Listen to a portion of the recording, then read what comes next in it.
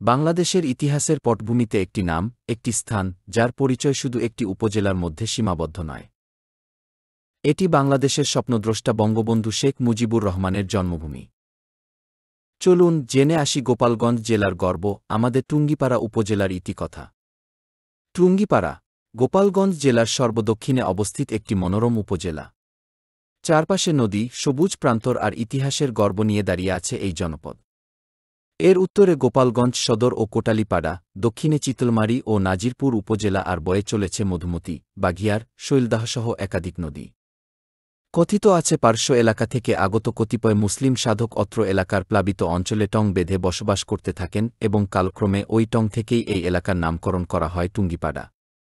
অর্থনীতির দিক থেকে টুঙ্গিপাড়া প্রধানত কৃষি নির্ভর। ধান, পাট, আখ, সরিষা, চীনাবাদাম এখানকার প্রধান ফসল। পাশাপাশি মাছ ও হাঁস মুরগির খামারও বেশ জনপ্রিয়। শিক্ষাক্ষেত্রেও পিছিয়ে নেই এই জনপদ।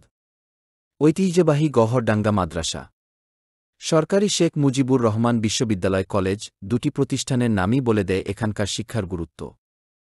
যাতায়াত ব্যবস্থাও দিন দিন উন্নত হচ্ছে।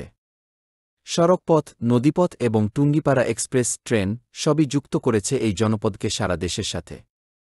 আর ঘুরে দেখার মতো আছে বঙ্গবন্ধুর সমাধিসৌধ, বর্ণী বাওর, মধুমতি নদীতীর, গহরডাঙ্গা মাদ্রাসা। টুঙ্গিপাড়া শুধু একটি উপজেলা নয়, এটি একটি চেতনার নাম। এখানেই শুরু হয়েছিল একটি ইতিহাস, একটি স্বপ্ন, একটি স্বাধীন জাতির অঙ্কুরোদ্গম। এই মাটিতে রয়েছে আমাদের শেকড়, আর সেই শেকড়কে জানতে হলে বারবার ফিরে আসতেই হবে টুঙ্গিপাড়ায়।